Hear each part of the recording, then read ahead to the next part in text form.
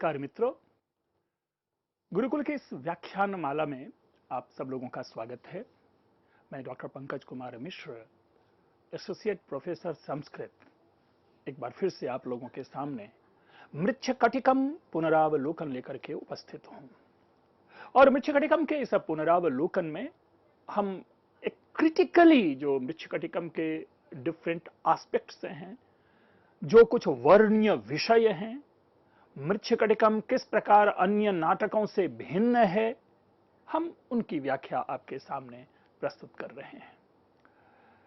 तदनुसार अभी एक मूल विषय अपने सामने उपस्थित हुआ और वह विषय है कि मृच्छकटिकम की अगर समग्रता को देखें और खास करके इनके विविध जो चरित्र जो है, वैरायटी ऑफ जो कैरेक्टर्स हैं, अगर उसको हम देखते हैं तो यह शेक्सपियर के बहुत नजदीक हमें दिखता है। वो इसलिए कि ऐसा माना जाता है कि शेक्सपियर ने भी अपने जो नाटक हैं, जो उनका जो नाट्य जगत है, उसमें हर प्रकार के चरित्र को स्थान दिया है। लेकिन ध्यान रखेंगे, अंतर यहां पर यही है कि उनके अन्य अन्य नाटकों के सारे चरित्रों को मिलाकर के हम यह चर्चा करते हैं कि उन्होंने अपने नाट्य संसार में हर प्रकार के चरित्र को हमारे सामने प्रस्तुत किया। लेकिन मैं जिस मृच्छकटिकम की चर्चा करता हूं, जिस शूद्रक की चर्चा कर रहा हूं, उसने अपने एक ही नाटक के माध्यम से उस जगत के, उस समाज के मानो सारे चरित्रों को हमारे सामने उपस्थित कर दिया है। अगर उस एक नाटक को किसी भी दृष्टि से हम लेते हैं तो समाज के सर्वाधिक निकट पहुंचता है। न केवल चरित्र की बात करें, न केवल उसकी भाषा की बात करें, बल्कि भाषा के माध्यम से मुंह से निकलने वाले जो व्यावहारिक लोक व्यवहार के शब्द हैं, वे तक हमें प्राप्त होते हैं। आज भी भ्रम की स्थिति में कि संस्कृत के लिए कोई ऐसे शब्द ढूंढे जाए जो कि वास्तविक व्याख्या कर रहे हों, तो हम मृच्छकटिकम से ऐसे शब्द को समझने की कोशिश करते हैं कि लोक जीवन में उस शब्द के लिए क्या प्रयोग होता था। जैसे एक छोटा सा उदाहरण है, जो लूट मार करने वाले, जो डकैत आदि होते थे, अब उनके लिए हम क्या शब्द प्रयोग में लाएं या समाज में क्या शब्द प्रयोग होता होगा। अब आजकल हमारे यहां संस्कृत में तो यह सामर्थ्य है कि स्वयं शब्द निर्माण कर लेते हैं। आतंकवादी, हमारे यहां शब्द यह संस्कृत में नहीं है, हमने बाद में बनाया है, जो अनुवाद किया है। जब समाज के ऊपर में ऐसे लोगों का दुष्प्रभाव पड़ा तो उनको चिन्हित करने के लिए हमने आतंकवादी शब्द, उपद्रवी शब्द इसका प्रयोग कर लिया।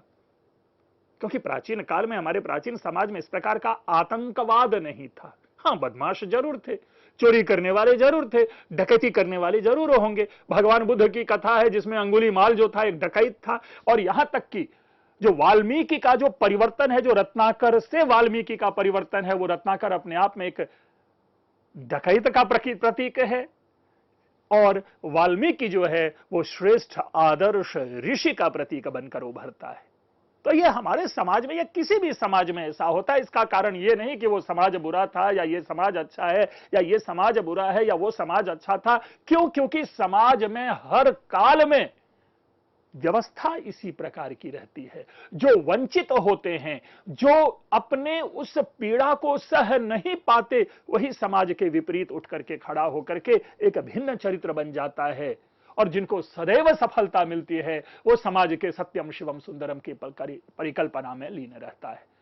तो समाज ही व्यक्ति को बनाता है और समाज ही व्यक्ति को बिगाड़ता है। इसलिए कोई भी ऐसा समाज नहीं जहां पर केवल और केवल अच्छा हो या केवल और केवल बुरा हो। अच्छा और बुरा दोनों का मिश्रण जो है वह एक स्वस्थ समाज होता है। तो इस रूप में जब हम कहते हैं, जिस शब्द की बात हम कर रहे थे, तो वहां पर उनके लिए साहसिक शब्द का प्रयोग होता था। अब आज साहसिक वो है डेयर करने वाला, किसी भी कार्य को पूरे उस किसी चीज की परवाह किए बिना जो कार्य करने वाला होता है उसको हम साहसी कह लेते हैं। चाहे वो व्यवस्था के विपरीत बोलने वाला हो, चाहे वो व्यवस्था के विपरीत व्यवहार करने वाला हो। मृच्छकटिकम में हम उसके लिए साहसिक शब्द देखते हैं। लेकिन वहां पर भी दो प्रयोग है, साहसे श्रीह प्रतिवसति भी कहते हैं। तो मृच्छकटिकम के विषय में जो मैं चर्चा कर रहा था कि यह हमें शब्द भी देता है और समाज भी देता है, और शब्द और समाज मिलकर के एक हम श्रेष्ठ नाटक को पाते हैं, वह है मृच्छकटिकम।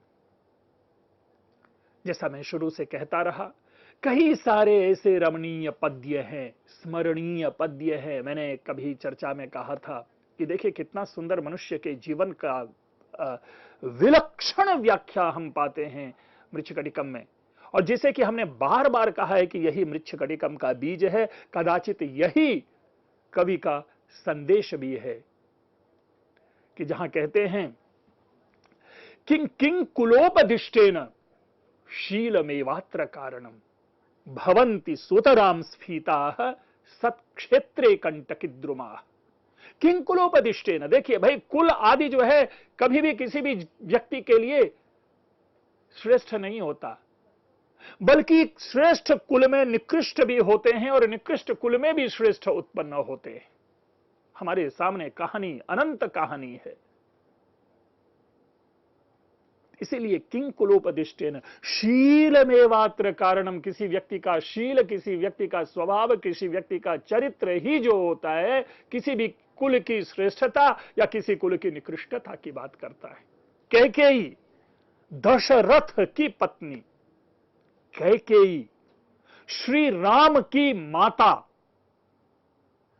कैकेयी, एक राजकुमारी कैकेयी, एक योद्धा करने वाली नारी का प्रतीक। लेकिन आज व्यक्ति अपने इस समाज में कोई भी अपनी पुत्री का नाम कैकेयी नहीं रखता। क्यों? क्योंकि जो कहते हैं ना, व्यवहारेण मित्राणि जायन्ते रिपुवस्तथा, व्यवहार से ही व्यक्ति का चरित्र, व्यक्ति का जो है वो पक्ष उभर कर आता है।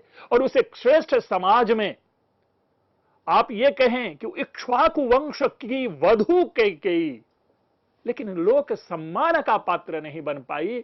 क्यों? क्योंकि वहां पर व्यवहार मूल है। तो इसीलिए किं कुलोपदिष्टेन शीलमेवात्र कारणम और भवन्ति सुतराम स्फीताः सत्क्षेत्रे कंटकिद्रुमाः।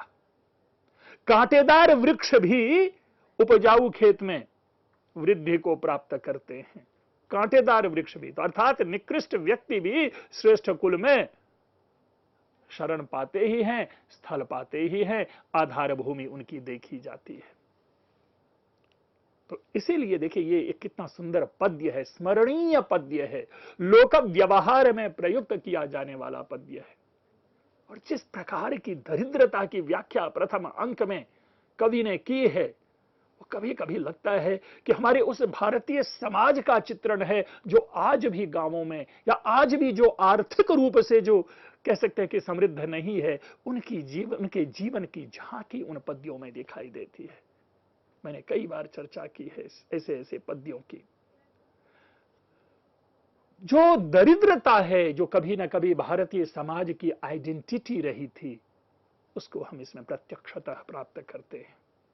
इनमें कहीं भी व्यावहारिक आदर्श या कहीं जीवन की शिक्षाएं हैं तो कहीं काव्य सौंदर्य। यानी आप ये नहीं पाएंगे कि केवल और केवल व्यावहारिक आदर्श की चर्चा है या कभी सदैव जीवन की शिक्षाएं दी गई है। नहीं, कहानियों के माध्यम से, संवादों के माध्यम से, कथा में गतिशीलता को रखते हुए बीच में हमें व्यावहारिक आदर्श की सीख मिलती है और व्यावहारिक जीवन की शिक्षा प्राप्त होती है। तो ये एक तरह से हमें इस रूप में मृच्छकटिकम को देखना है। मृच्छकटिकम को इस रूप में नहीं देखना है कि मृच्छकटिकम में चारुदत्त और वसंत सेना का प्रणय होता है और कतिपय संघर्ष के बाद दोनों का मिलन होता है और दोनों सुखपूर्वक जीवन बिताने लगते हैं। नहीं, ये तो फोकस्ड हो गया चारुदत्त और वसंत सेना के ऊपर। साहित्य चारुदत्त और वसंत सेना के जीवन को सिखाने के लिए नहीं लिखा गया, बल्कि साहित्य में चारुदत्त और वसंत सेना हर व्यक्ति का प्रतीक है, उस समाज का प्रतीक है जिसका जीवन उस प्रकार चलता है। वो नाम आप केवल पाते हैं चारुदत्त या नाम पाते हैं वसंत सेना, लेकिन ये समाज का कटु सत्य है। भावुक व्यक्ति का प्रणय या किसी भी व्यक्ति का प्रणय किसी के साथ हो सकता है। जीवन में कभी भी प्रणय के मध्य ऊंच और नीच नहीं दिखाई देता। जीवन में कभी भी प्रणय का मध्य जो है किसी इफ एंड बट से निर्धारित नहीं होता। तो ये जो चीजें हैं वहां से ये प्रतीक निकल कर आता है, ये संदेश निकल कर आता है। और रही बात है काव्य सौंदर्य की, तो काव्य सौंदर्य जो है भाषाई पक्ष है, अलंकार का पक्ष है, प्रकृति आदि का पक्ष है।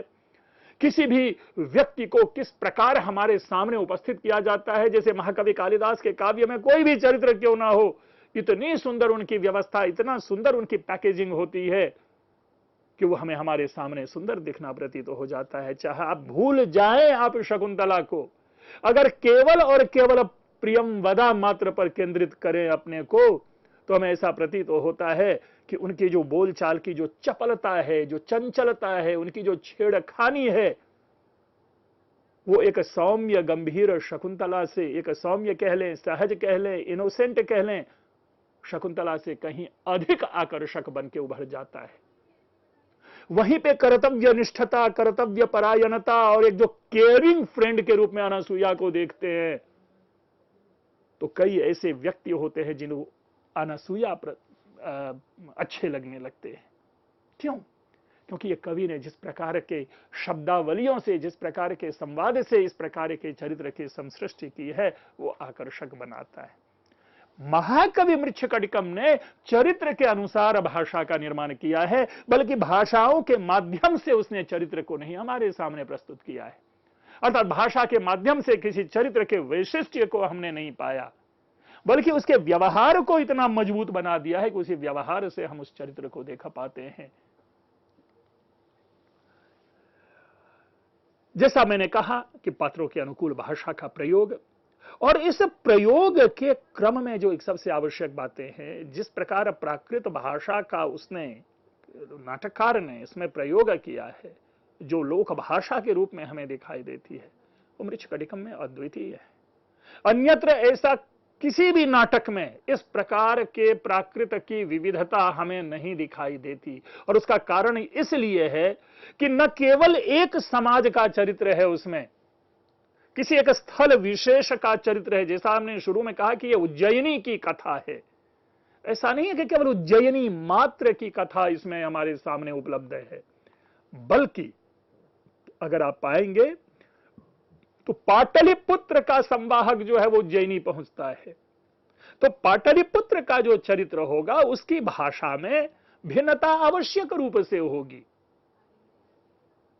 और वो भिन्नता आपको कवि के कि उस भाषा के माध्यम से प्राप्त होती है। अगर केवल और केवल संस्कृत संवाद के माध्यम से आप किसी चरित्र को चिह्नित करना चाहेंगे तो वो नहीं हो पाएगा, क्योंकि संस्कृत में एक रूपता है। पूरे विश्व के किसी भी कोने में आप संस्कृत भाषा को पाएंगे तो उस भाषा के सौंदर्य में, उस भाषा की पंक्ति में, उस भाषा के वाक्य में एक रूपता होगी।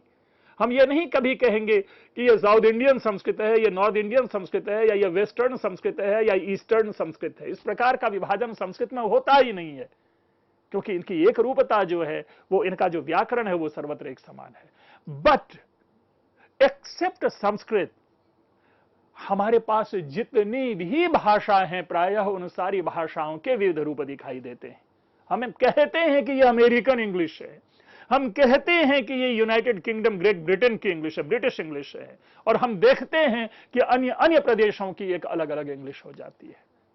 इसी प्रकार जब हम हिंदी, जो अपनी भारतीय भाषा की जब बात करते हैं, तो हिंदी को भी देख लीजिए कि भाई ये यूपी की हिंदी है, तो ये बिहारी हिंदी है, तो ये बंगाली हिंदी है, तो ये राजस्थानी हिंदी है, और ये साउथ इंडियन हिंदी है। लेकिन संस्कृत में ऐसा कभी नहीं आप देखेंगे। अर्थात जब हम प्राकृत भाषा के माध्यम से चरित्र को समझने की कोशिश करते हैं, तो उस भाषा के माध्यम से यह हम ज्ञात कर लेते हैं कि यह चरित्र किस प्रदेश विशेष का है। और तब मैंने कहा कि संवाहक पाटलिपुत्र का है। मागधी, जिसकी चर्चा हमने कभी की थी, वो प्राकृत बोलेगा।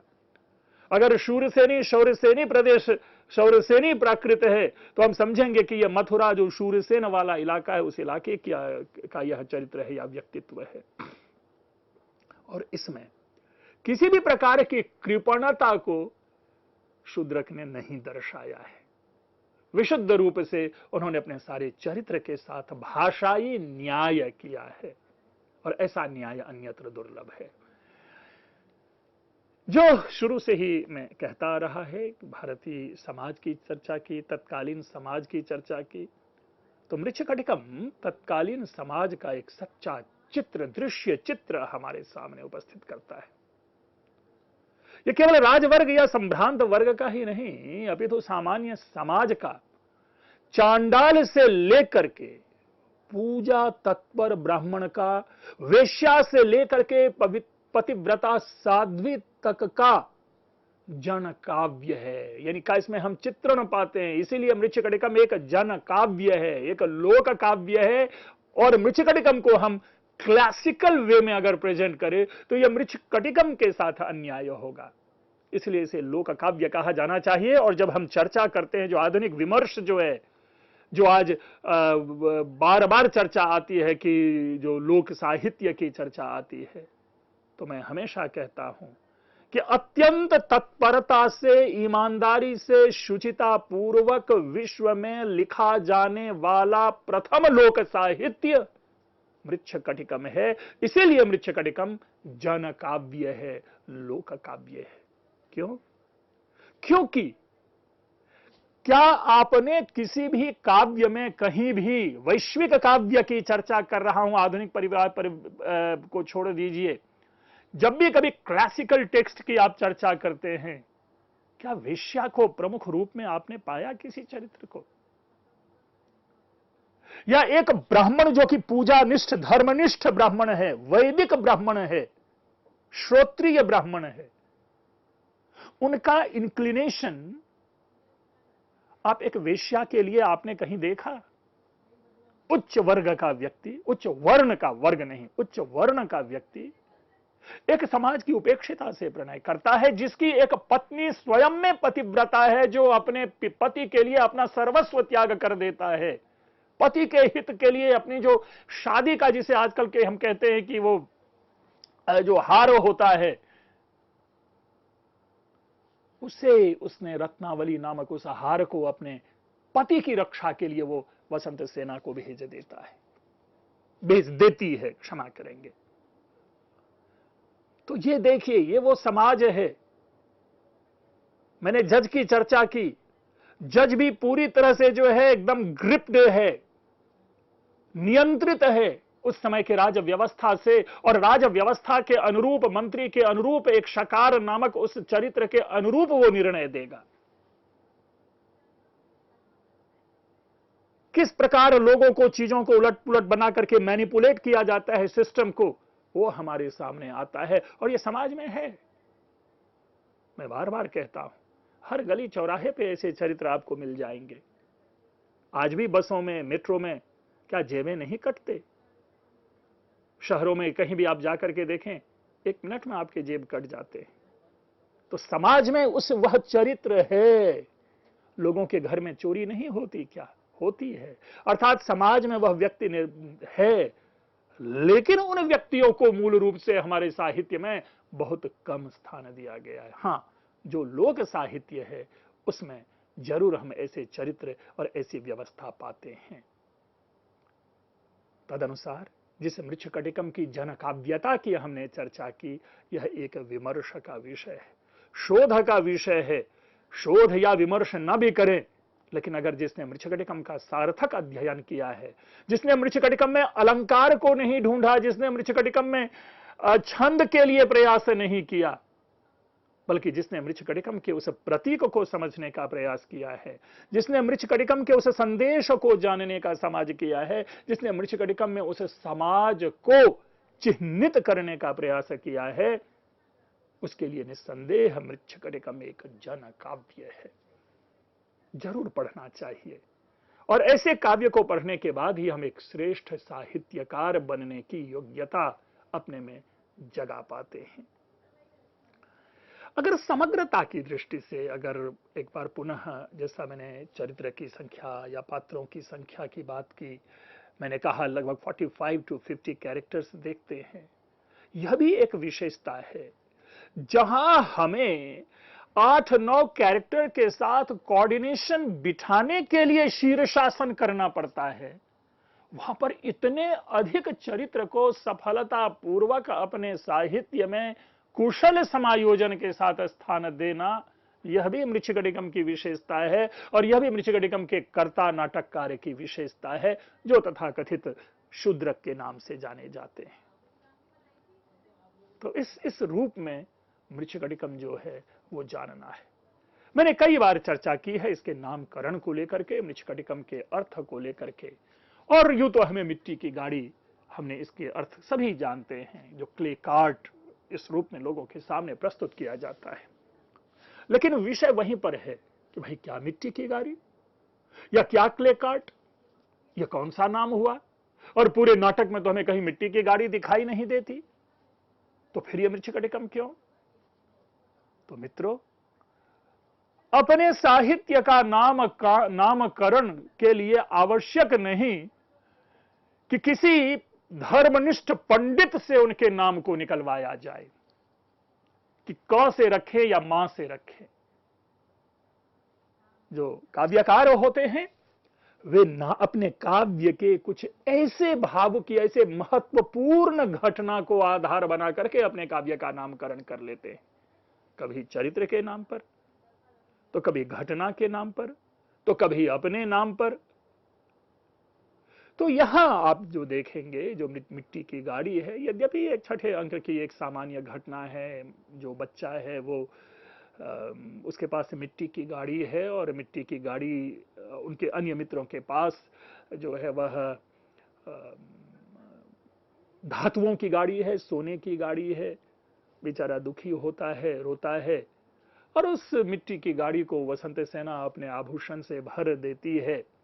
तब जाकर के वो भी कहते हैं कि चलो ये मिट्टी की गाड़ी जो है ये सुवर्ण शकटिक में परिवर्तित हो गया। मित्रों, ये छोटी सी घटना, और मैं जानता हूं कि ये छोटी सी घटना नहीं है, ये बहुत बड़ी घटना है। क्यों? क्योंकि जो हिंदी साहित्य के प्रधान जो उपन्यासकार प्रेमचंद हैं, मैं समझता हूं कि प्रेमचंद को ईदगाह लिखने की प्रेरणा यहीं से मिली होगी। भले ही दोनों के बिंब प्रतिबिंब में बहुत अंतर है, लेकिन अगर आप सही अर्थों से आप देखें, इस नाटक को पढ़ें, तो जिस प्रकार हमीद के चिमटे उन लोगों के, उन धनी पिताओं के पुत्रों के बहुमूल्य खिलौनों से बड़ा बन जाता है, उसी प्रकार एक मिट्टी की गाड़ी यहां पर उन धनी मानी बच्चों के सोने की गाड़ी से बड़ा बन जाता है। तो एक तो यह वहां का भाव है, यहां का प्रतीक है। लेकिन मित्रों, ये जब दार्शनिक रूप से इसको हम मृच्छकटिकम को समझते हैं, तो हम आप सभी इसी मिट्टी की गाड़ी में सफर करने वाले होते हैं। हम लोग इसी जमीन के जुड़े हुए होते हैं, और जब जब हमने हवा में उड़ने का प्रयास किया है, तब तब पतंग की तरह कट करके हम इसी मिट्टी पे आकर के गिर पड़ते हैं। और ये मनुष्य का जो जीवन का जो यान है, वह मिट्टी की गाड़ी ही है, क्षण भंगुर है, सतत विद्यमान रहने वाला नहीं है। इसीलिए मिट्टी की गाड़ी है। तो हमें केवल घटना मात्र से नहीं, ये कहीं ना कहीं प्रतीकात्मक नाम है। इसीलिए मैं हमेशा यह कहता हूं कि मृच्छकटिकम श्री कृष्ण मिश्र द्वारा विरचित प्रबोध चंद्रोदय की तरह एक प्रतीकात्मक नाम है और प्रतीकात्मक एक नाटक है। समझने की दिशा हमें बदलनी पड़ेगी, समझने की सोच हमें बदलनी पड़ेगी, क्योंकि संस्कृत जगत में जो साहित्य पढ़ाने का जो एक पढ़ाने की जो परंपरा है, उसमें विमर्श का विषय भिन्न हो जाता है। उसमें हमें रीति लिखने के लिए बाध्य किया जाता है, उसमें हमें अलंकार को पहचानने के लिए बाध्य किया जाता है, उसमें हमें छंद को रटने के लिए बाध्य किया जाता है। यह सब केवल एक स्केलेटन है, यह एक केवल शारीरिक संरचना है, यह ग्रंथ का मूल नहीं होता। यह सजावट है।